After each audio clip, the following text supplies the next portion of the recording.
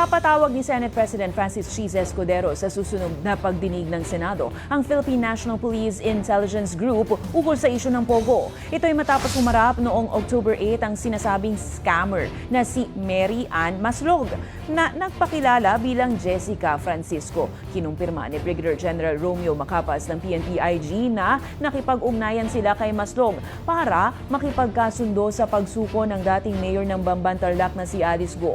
Binanggit din ni Escudero na nasangkot na rin dati si Maslog sa 24 million peso textbook scam noong 1999. Habang kinilala rin ni Escudero ang tanong ni Senator Ronald Bato de la Rosa kung may utos ba mula Malacanang na papirmahin si Go sa isang affidavit na nag-uugnay sa kanya kay dating Pangulong Duterte at iba pa.